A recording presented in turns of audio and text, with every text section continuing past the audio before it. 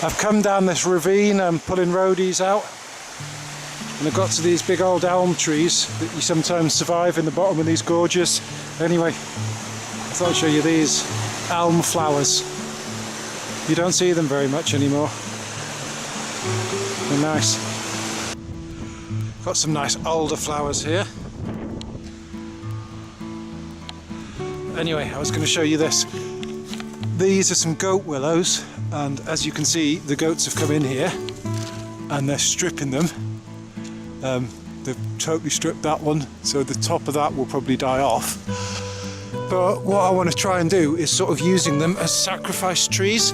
I'm going to take a load of cuttings off them and put them in up here where the goats come in down from the mountain, in the hope that the goats eat these and leave the trees further down that I want. It's a bit of an experiment, but it doesn't take long to do a willow cutting. You just cut it off and shove it in the ground. So yeah, I've cut a load off just above goat height because they can stand on their back legs and get this tall. There's a load I did earlier.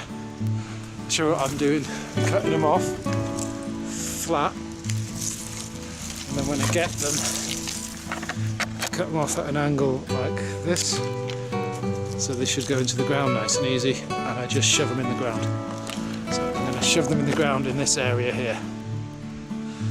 Yeah, notice there's some nice willow flowers on these, and it's great, it's so wet, I'm not even having to put an angle on them, they're just going in. It's been raining a lot the last few days. Well, I've put them in, it took less than 5 minutes.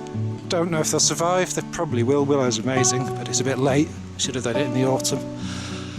Yeah, and I don't know if the goats will eat them or what will happen, but it's an interesting experiment. I don't know if you can see these little red hazel flowers, they're really nice, tiny little red ones.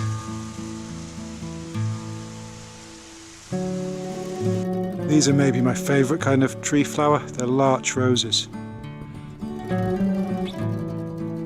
Nice, aren't they? Hi, I thought I'd show you a quick tip. So this patch of woodland is grazed. It's only lightly grazed, but the sheep have got a tendency to nip the terminal buds off things.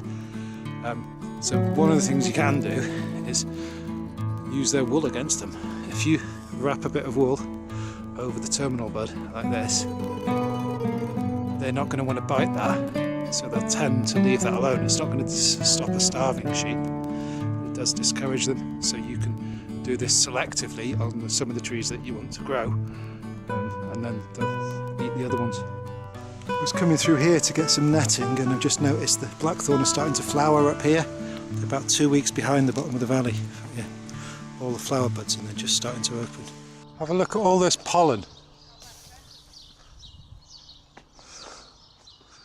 A load of pollen in a churchyard.